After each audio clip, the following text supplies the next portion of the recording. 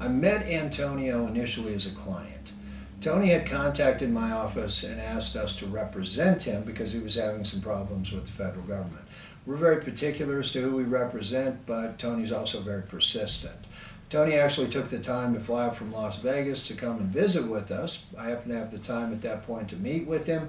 Once I met with him, I decided he would be the type of person I wanted to work for. Tony is that type of person that really is amazing. As to where I see him in 3 years, that's really an interesting question because he's the type of person that could wind up being the mayor of Las Vegas in 3 years. Absolutely resilient, always able to come back from what amounts to very difficult circumstances. And my time with Tony has indicated to me he is that type of person that may be down one moment, but give him a little bit of time and he'll be back on top. I think the Tunnel Vision movie project is very interesting. It's based upon Tony's life, which to me is fascinating to say the least. He's been through more than most of us have been through and could go through in 10 lifetimes. If the Tunnel Vision movie project is resembling his life, I think it would be not only interesting, but an exceptionally good movie. The money structuring law in this country is very complex. Most people don't realize it even exists. I've talked to judges and lawyers that were unaware. What the money structuring law is basically an opportunity for the federal government to attempt to control the flow of cash between individuals. If you attempt to pass $10,000 to purchase any item in cash, the individual receiving the money is required to file a form with the IRS. That form lists not only the amount of money paid in cash, but as well the denominations, the date, and essentially the parties involved. The purpose of that really was back in the early days involving the cocaine trade in South Florida. Because there was so much cash floating around, the government figured the best way to try to enforce the laws was to create new law that punished people for attempting to structure or avoid reporting under what we call the cash transaction reporting requirements. That requirement is really very simple. If you as a merchant or you as a business person receive $10,000 from an individual, you have to report that individual as having paid you $10,000 in cash or more. What's interesting about the law as well, you're not allowed to incrementally break it up. So in other words, you couldn't give someone $5,000 in cash one day, $5,000 in cash the next day, and avoid the reporting requirement. That's called a structuring transaction, which again is a federal felony. So the end result is anytime you're dealing in $10,000 or more in cash, you're required to report it. If you go to your bank and ask for a withdrawal in $10,000 or more in cash, they'll report it for you. In other words, they'll report you for having the cash. Congress recently recognized the absolute unfairness of forfeiture as it related to currency transaction reporting violations. Understand something, this currency could be completely legal, but what would make it illegal is failing to report a $10,000 or more transaction. It doesn't have to be drug money, it doesn't have to be mob money, racket money, prostitution money. It can be money that's perfectly legal but not reported as it should have been. Now if you take that money and go out and buy a car, that car now is subject to being forfeited because it was purchased with what the government terms illegal money. If you go out and you buy real property, that property can be forfeited. So the Congress, seeing the absolute unfairness as far as the application of this rule, has now come back in conjunction with the Department of Justice and created more of a forgiving policy. In other words, forfeiture does not necessarily accompany currency transaction reporting violations or every structuring violation.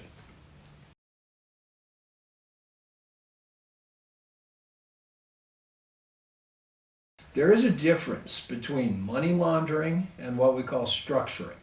Money laundering would be if you take, for instance, cash that's been earned illegally through, say, a drug transaction. You have other businesses that you own that may or may not be profitable. So what you do with those other businesses is you take this illegal money and you funnel it to those other businesses, claiming it is income derived by way of those other businesses doing a specific job. Because of that, you're in a situation where you now are laundering dirty money through legitimate business enterprise. If you're structuring, that's a little bit of a different problem. Structuring would be taking, for instance, $10,000 in currency. You want to purchase something that costs $10,500, but you don't want the merchant to report it. So you structure a deal where you give the merchant $5,000 one day, then maybe later that day you come in and you give them $5,500. Now you're structuring a transaction to avoid what we call the currency transaction reporting requirement. If you remember, $10,000 or more must be reported. If you are breaking that up to avoid the reporting requirement, you're essentially structuring a money laundering transaction potentially, or you're simply structuring a transaction to get around the requirement that you report the $10,000 currency transaction.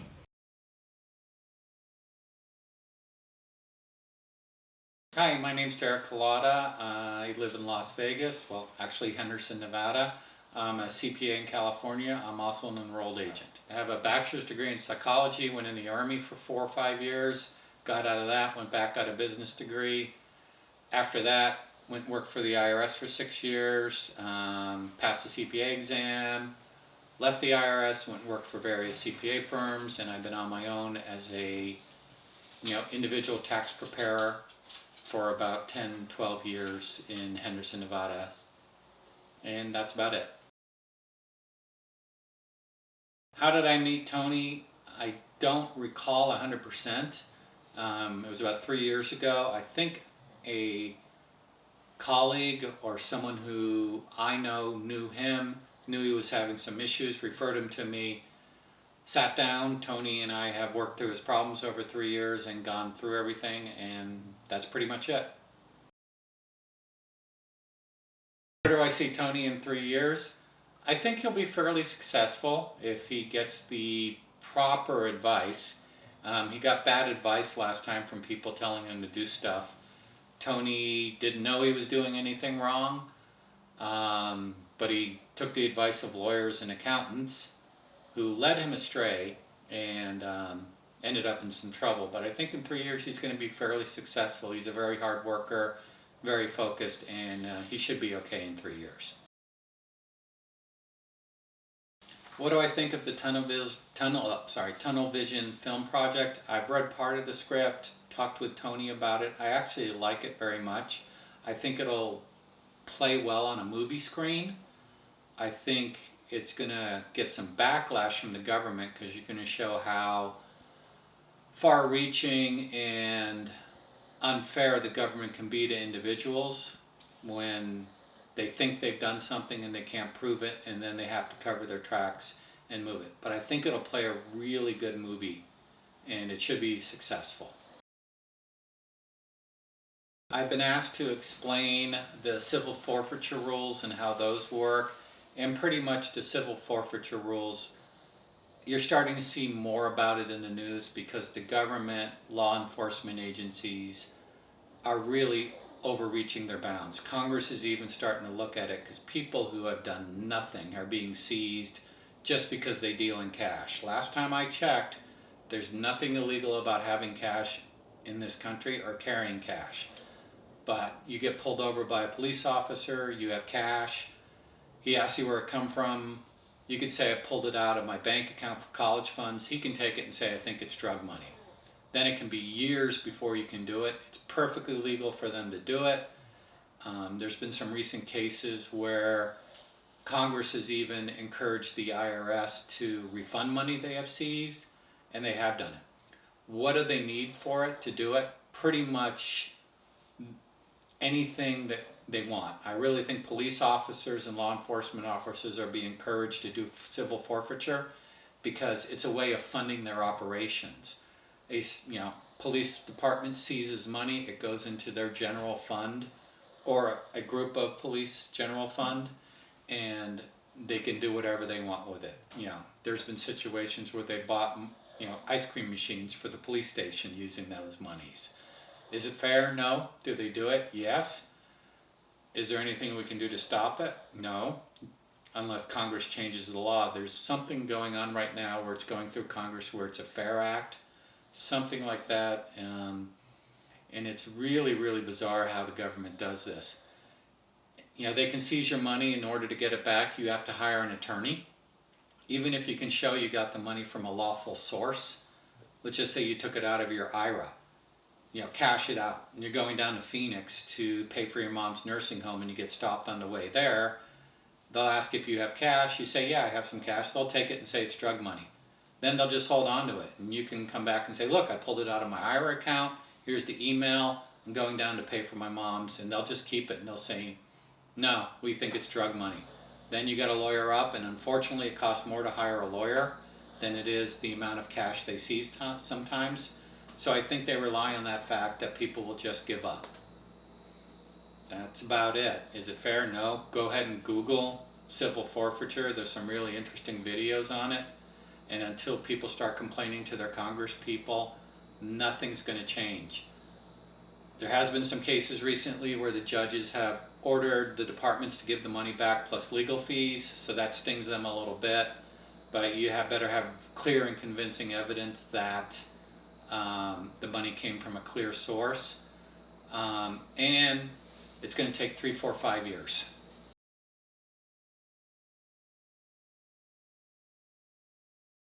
Okay, I've been asked to say what structuring is, and structuring came in 1980s. It was part of Reagan, the war on drugs, and pretty much it's what people know as the CTR report, which stands for Cash Transaction Report. So if you go to the bank and have $15,000 of cash and deposit it, the bank's going to generate a CTR, which is reported to the IRS. Is there anything wrong with that? No. Is it illegal to deposit cash? No. What is illegal is if you go to the casino, you win $30,000 of cash, and then over a period of 3, 4, 5 days, you deposit $9,000 one day, $8,000 the other day, $7,000 one day, and then a week later deposit $3,000, $4,000. That's what's called structuring. And structuring is when you arrange the deposits in your bank account or arrange your affairs to avoid that CTR report. And that has some pretty good teeth on it. You can go to jail for up to a year for each count and a $250,000 fine for each count. And unfortunately, there are bankers out there and attorneys who will tell you to do it, not knowing the repercussions. You walk into, I'm not saying anyone I know has done this, but you can walk into a bank with $12,000 of cash, and the banker will say, well, only deposit 9 today and deposit 3 tomorrow. That's structuring. So, you know, people need to know about that. If you're guilty of structuring, or they think you are, that opens up a whole can of worms. They'll go into money laundering, wire fraud, mail fraud. They'll just chip away, and you know, if you're guilty of a structuring charge, you could end up facing 30, 40 charges, and they'll hope you plead guilty to the structuring charge just to be done with the case.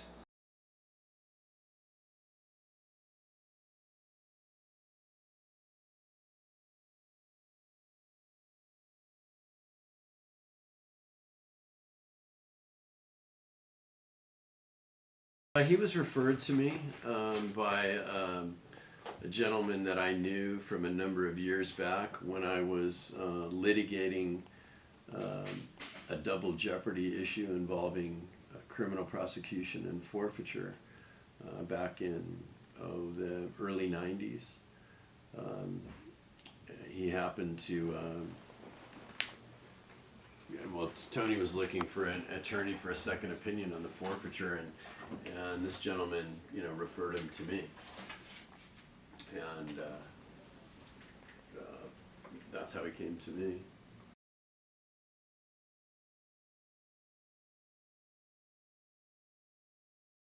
Starting over, you know.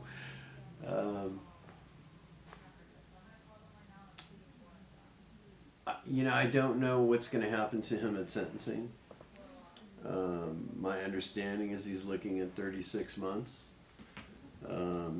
Typically when individuals get out, I mean, he'll be on supervised release, so the federal government will be keeping tabs on him.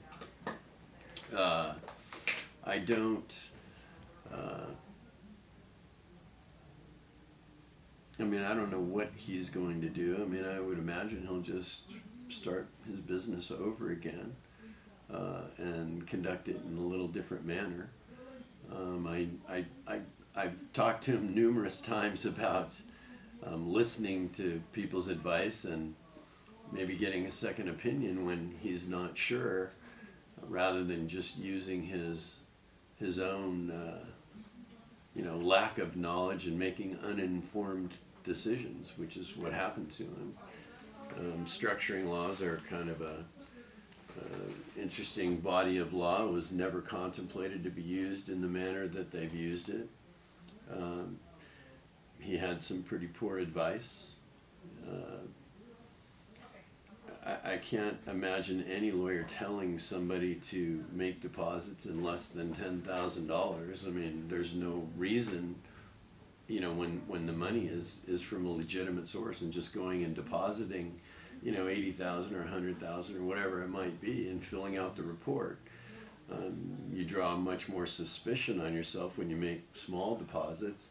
And lately there's been a number of investigations, and not so much prosecutions, but certainly seizures of money from even stores that they might take in $8,000 a day, and they'll make a deposit, and then a couple days later they'll make another $8,000 deposit, and the next thing they know, their bank accounts are frozen. The government tries to take their money for violation of anti-structuring laws, and it's all done innocently. There's certainly no criminality, and that's not what those laws were designed to prevent. It's just unfortunately, that they pursue that. Although my understanding is that the policies are changing. It's not helping anybody like Tony. I've had other cases where I was able to resolve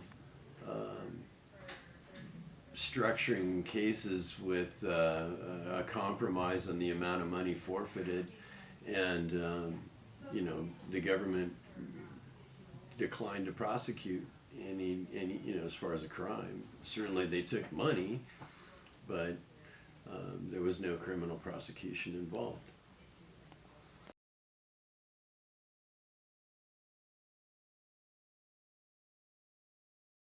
I haven't had any time to really look at it. He has an interesting story. He's an interesting guy. He's an imposing individual. He's certainly he's not a small man. He can be somewhat intimidating. He's definitely a stubborn guy. But his story is interesting. I think it's retaliation on the part of the local government. They weren't able to do anything to him. He's not involved in drugs. He was a music producer essentially, and they didn't like the type of music that he was producing. Their investigations went nowhere, and so the next thing you knew, the federal government was investigating his banking transactions, and they weren't able to find any other criminal wrongdoing. The only thing he's really been charged with is making deposits, numerous deposits in an amount less than $10,000.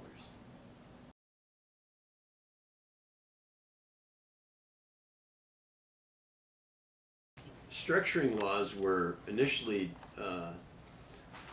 designed as a tool to help law enforcement curb money laundering by drug dealers and mobsters and things like that.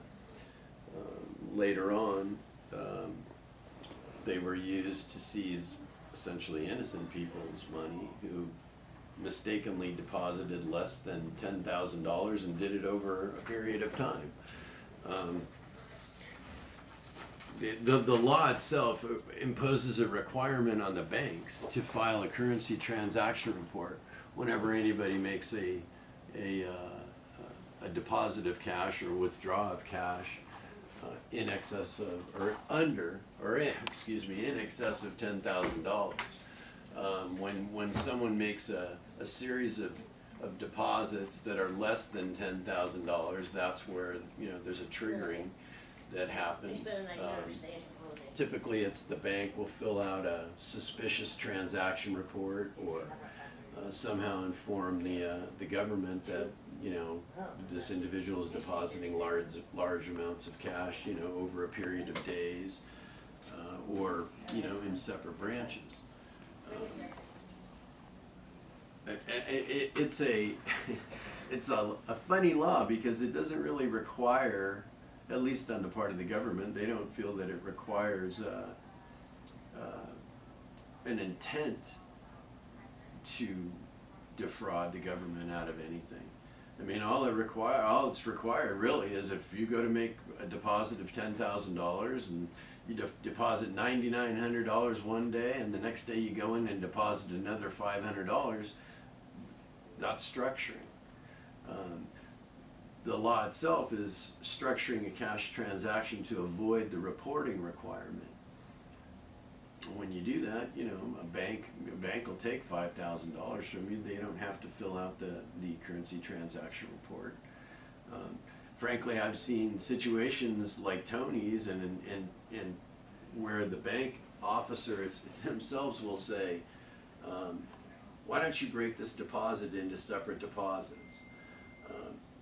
And it's not like it's any trouble for the banker or the teller to fill out a currency transaction report. I mean, so many banks, it's just an electronic, we got this guy's social security number, we took in this amount of cash, period, that's it, end of story.